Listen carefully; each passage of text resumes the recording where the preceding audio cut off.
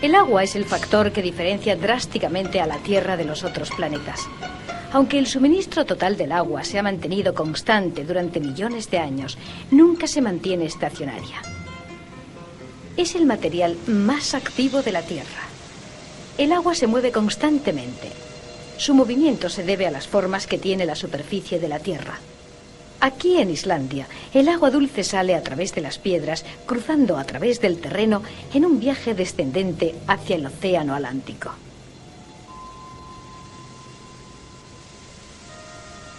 Pero el agua dulce es una pequeña parte del suministro total en la Tierra. La mayor parte del agua de la Tierra, más del 97%, está en los océanos. De hecho, casi el 71% de la superficie de la Tierra está cubierta por agua salada.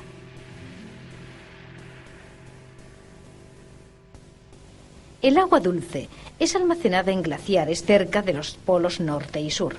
En climas cálidos, el hielo se derrite y corrientes de agua dulce desembocan en el océano. El agua dulce se encuentra en lagos, riachuelos y en la tierra. El resto del suministro de agua se encuentra en las nubes. La cantidad de agua en la atmósfera es pequeña cuando se compara con la cantidad que hay sobre la superficie. Las nubes se forman de la evaporación del agua y se condensa cuando el aire se enfría. El agua regresa a la Tierra en forma de precipitación. La forma más común de precipitación es la lluvia. Este intercambio de agua entre la tierra, mar y aire se conoce como el ciclo del agua. Pero, ¿de dónde viene el agua?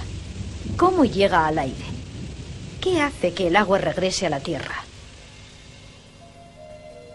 El agua se evapora del océano a la atmósfera. El viento lleva el vapor de agua por la tierra, donde se condensa para formar nubes. La precipitación ocurre cuando el agua cae sobre la tierra. Fluye sobre y debajo de la tierra, de regreso al océano. Esto completa el ciclo del agua. Se evapora de diferentes modos. Aquí, en el Parque Nacional de Yellowstone, el agua subterránea se calienta a grandes profundidades y regresa formando manantiales. Cuando el agua hierve, aparecen burbujas que suben y se rompen en la superficie.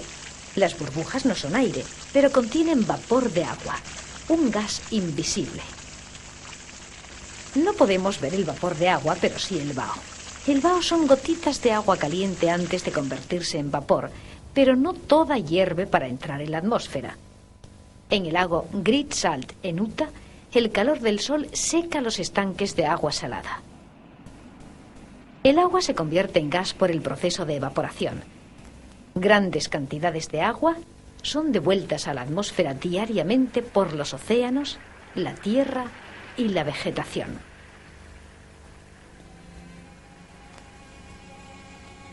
El agua se evapora, sube y se condensa para formar nubes. Estas nubes están formadas por millones de gotitas de agua condensada. El vapor de agua viaja en las corrientes de aire hasta que se enfría y se condensa. Podemos ver humedad en el aire. En estas montañas, la niebla se desarrolla a medida que el vapor de agua se condensa. Cuando el aire tibio pasa sobre la montaña fría, las partículas de vapor se condensan en partículas pequeñas y forman gotas de agua. La niebla es una nube que permanece cerca de la Tierra a menos de 100 metros de altura. Evidencia de condensación puede observarse en la costa a primera hora de la mañana. Pequeñas partículas de polvo y sal que están en el aire recogen el vapor de agua. El agua se condensa en gotitas tales como la de esta telaraña. Esta condensación se conoce como rocío.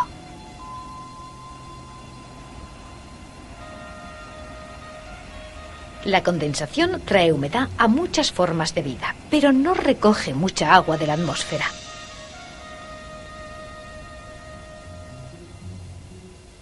La mayor parte del agua que se extrae del aire es en forma de precipitación, como lluvia,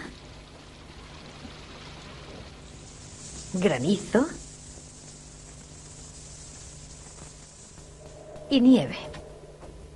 También se forman riachuelos. En ciertas regiones, el invierno almacena temporalmente el agua dulce como hielo. Al derretirse el hielo, se une con otras aguas en movimiento. Cuando el suelo bajo la nieve se congela y el agua se derrite, corre. En cambio, si el suelo bajo la nieve no está congelado, el agua derretida penetra en la tierra y forma parte del suministro de agua de la tierra. El agua se acumula bajo la superficie de la tierra en los poros del suelo y las rocas. Esto forma agua subterránea con zonas de saturación.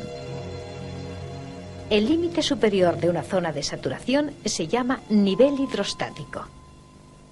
La superficie de este lago es parte del nivel hidrostático que podemos ver. Bajo el lago hay capas de sedimentos y rocas saturados de agua, pero esto es solo parte del agua dulce que hay en el mundo. En el monte Rainier, las grandes masas de hielo y nieve almacenan enormes cantidades de agua dulce. En las zonas frías, solo cae una pequeña cantidad de nieve porque el aire frío tiene poco vapor de agua. Estos glaciares se han formado debido a la lentitud de la evaporación. Hay tanta agua almacenada en los glaciares que si todo su hielo se derritiera, la superficie de los océanos subiría 60 metros. Aunque el derretido es lento, el movimiento de las aguas se puede ver en el paisaje. En su paso por la tierra, el agua recoge pequeñas partículas de tierra y rocas, llamadas sedimentos. Los ríos también disuelven los materiales de sus orillas. Casi todo el material de la tierra se puede disolver en agua. Por la gravedad, algunas de estas partículas de roca y tierra se quedan en el fondo donde forman depósitos de sedimentos, pero el agua que corre se une con otros riachuelos y ríos, siguiendo un camino descendente, convirtiéndose en grandes masas de agua.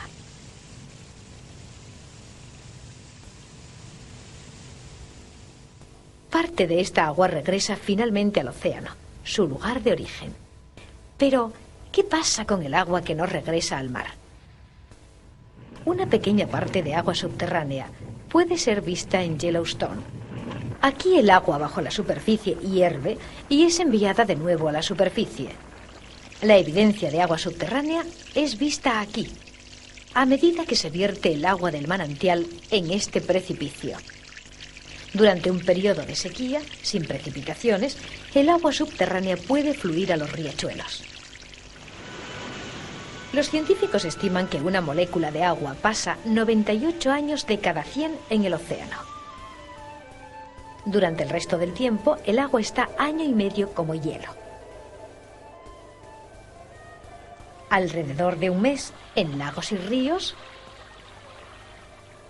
y menos de una semana en la atmósfera. El agua regresa al océano, completando así su viaje en el ciclo del agua. La función del ciclo del agua en cualquier localización depende de su cercanía a océanos, montañas y a la latitud. La costa noroeste recibe una cantidad de lluvia no usual al año. Las condiciones son tales que la abundancia de vapor de agua se condensa rápido en forma de nubes. El aire es forzado hacia las laderas de la montaña. Se enfría a medida que sube. El bosque olímpico, entre las montañas olímpicas y el océano Pacífico, reciben un promedio de 2.500 milímetros de lluvia al año. Es muy raro que no aparezcan nubes diariamente durante la época de lluvia. Aguaceros locales ocurren intermitentemente durante el día. En la época cálida se encuentra un sobrante de agua porque al estar saturado el suelo, tiene lugar su desplazamiento. En ciertas regiones esto puede causar serias inundaciones, pero el balance del agua en el área cambia durante el año. En la época cálida, las plantas y árboles reciben agua del suelo. La humedad pasa de las raíces por sus tallos a las hojas. Aquí se convierte en vapor y escapa a la atmósfera por las hojas. Este proceso se conoce como transpiración. Esto establece la condición húmeda del bosque. En la época caliente del año, el nivel hidrostático baja a medida que el agua se evapora por las superficies abiertas y por la transpiración. El abastecimiento de agua varía de una región a otra y en diferentes épocas del año.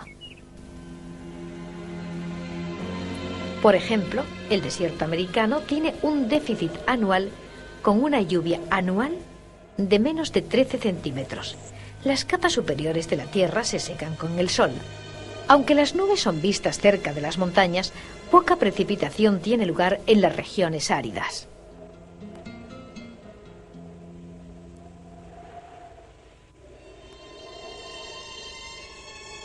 Pero al otro lado de la montaña se suceden frecuentes lluvias y nevadas.